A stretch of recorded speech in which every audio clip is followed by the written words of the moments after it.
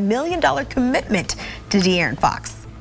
Yeah, even though the Spurs couldn't officially agree on this deal until now with De'Aaron Fox, this was part of that trade scenario when De'Aaron Fox decided to come over to the Spurs. His representatives and the Spurs representatives probably had an understanding that they were going to sign a 3 or 4 year extension. And with this 4-year max extension, it keeps De'Aaron Fox around for the next, 4 or 5 years with the Spurs, leading that team, potentially trying to get them back into the playoffs.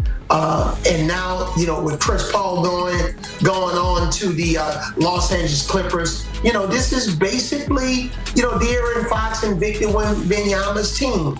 And when you have that combination of a point guard and a big man where they both can pass, dribble, and shoot, their threats are all over the floor. This is an exciting time for the Spurs to know that they got their point guard, not only today, but their future point guard locked up, especially drafting Dylan Harper. Steph Castle's coming off of a Rookie of the Year campaign. This is a solid 3-man backcourt with interchangeable parts that Coach Mitch Johnson can use in a variety of ways. Okay, I want to dive more into this backcourt because it certainly is loaded, because you have Fox, number 2 overall pick Dylan Harper, and then you talked about last year's offensive Rookie of the Year, Stephon Castle. So how do you see Coach Mitch Johnson just managing these minutes? They all will start, in my opinion. And, those guys will be able to play on the ball, off the ball. And that's what's so good about, all 3 of those guys. They all can spot up and shoot the shot. They can stretch the floor. They can play inside. They have the mid-range game, but they all can pass the basketball. They're all very unselfish. And when you pair that with the last line of defense and Victor Wembanyama, if you threw a Harrison Barnes in here, you can start him at the 4 spot. You can bring him off the bench if you want to go big with Luke Cornett and slide Victor Wembanyama over to the 4.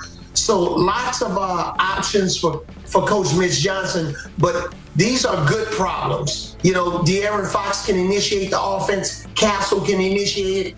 Dylan Harper can. So it really puts a lot of strain on scouting reports for their opponents because they're not going to be as predictable as some of the other teams in the NBA. Okay, a good problem and a half for the Spurs, but Coach, we both know that it's no secret the West is absolutely loaded. Look, you have the reigning champion Thunder, Rockets adding KD this offseason, Nikola Jokic, Anthony Edwards still there in the conference. Lakers expected to be a factor once again. So now I got to ask you, Coach, how does San Antonio stack up with these teams in your mind?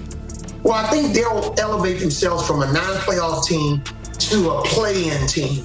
And they'll have a chance to play themselves into a playoff spot. They got to make a serious leap, barring any injuries. If the Mavericks are healthy, they'll be a playoff team. You look at what the Rockets have done, trade for Kevin Durant. You got the reigning champs and OKC. I like Denver's offseason, giving them some fortification on the bench. The Clippers are solid. Adding a Chris Paul to that team and then a Bradley Beal. So, the Spurs still have a lot of room and a lot of work to do. But again, I expect them to at least be in the play-in, trying to vie for one of those top 8 seeds, especially if they can play themselves out of the play-in. If they don't make it to the play-in, you could probably say that with the Spurs, and you can ask them, it would probably be a disappointing season. And if they can be one of the top 6 teams in the Western Conference, then Mitch Johnson is probably going to be Coach of the Year. Yeah, it's going to be interesting in the West. Well, the Lakers made waves over the weekend, signing Luka Doncic to a 3-year, $165 million extension. And the deal includes a player option and keeps Luka in LA through at least 2028, which begs the question, what will this team look like in a post-LeBron retirement world? So back here with Avery Johnson, and Coach, we know Luka is going to be in LA for years to come. The same can't quite, though, be said for LeBron. So if you're Rob Pelinka, who's a star you'd be eyeing maybe to team up with Luka, maybe once that LeBron situation and he eventually says goodbye to the NBA? Yeah, Keanu, you're right. I believe this is LeBron James' last year in a Lakers uniform.